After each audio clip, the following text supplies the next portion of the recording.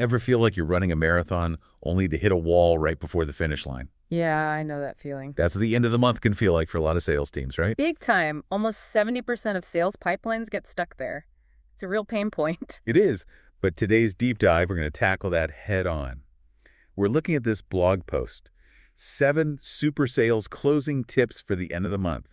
Love the title. Right. Super catchy, and it's full of great advice for sales leaders and managers, and really anyone who wants to close out the month strong. Definitely tactical, lots of actionable stuff to really unplug that pipeline. Exactly. So let's jump right in. The first tip is all about targeted re-engagement. What do you think about that? Well, it makes sense. Instead of blasting everyone with generic offers, the end of the month is coming up, you really want to zero in on those high-value clients who've been poking around recently. Yeah, people who are already somewhat interested. Exactly. And using your CRM data to personalize your approach, showing them that you get their needs.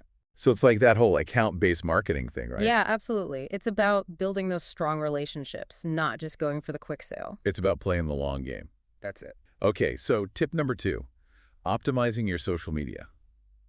It seems like everyone's on social media these days. But how do you stand out without, being annoying? Right, because nobody wants to be bombarded with spam. So it's all about segmentation. What do you mean by that? Basically, you divide your audience into specific groups and tailor your message for each one. Think about it like if you were selling software, you wouldn't talk to a tiny startup the same way you'd talk to, say, Google. Totally different approaches. Yeah, totally.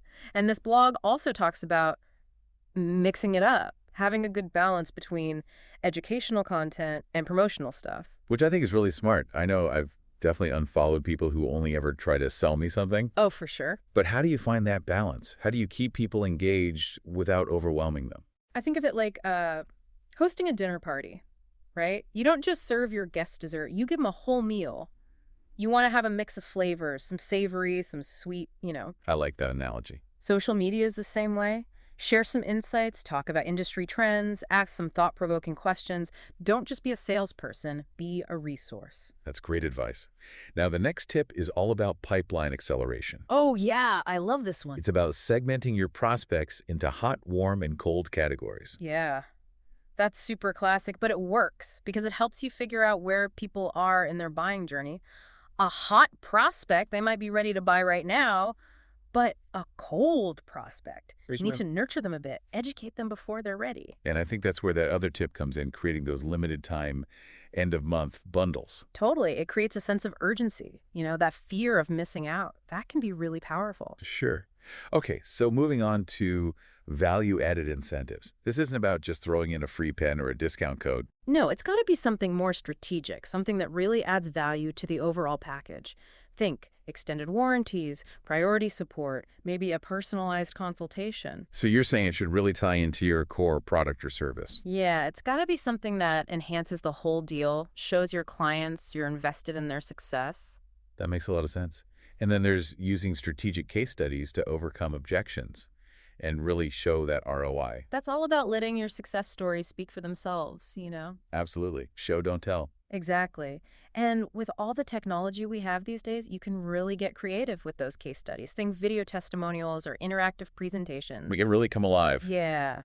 So speaking of engaging content, the blog also suggests hosting webinars or workshops for those hot prospects. Yeah, I love that. It's a great way to show off your expertise and position your product as the solution. You're basically addressing objections before they even come up. Exactly. And that can really take the pressure off your sales team. And then finally, there's flexible payment solutions. Things like buy now, pay later. Those can be a game changer, especially if someone's on the fence about the price. Yeah, it makes it more accessible. But you got to be transparent about the terms and conditions. You don't want any surprises down the road. That's really important. So to sum it all up, what are the top takeaways our listeners can implement right away to finish the month strong? Okay, number 1, personalize your approach. Use that CRM data to understand your client's needs. Number 2, add value. Don't just offer generic discounts. Think about those strategic incentives that really enhance your product or service. And number 3, don't underestimate engaging content. Become a thought leader. Share valuable insights. Address those pain points. Awesome. That's great advice. Now, for our listeners, here's something to think about. What's one totally new, innovative value add that you could offer your clients? Something nobody else is doing. Something that would really make your end-of-month sales pop. Go brainstorm, get creative, and let's see what you come up with.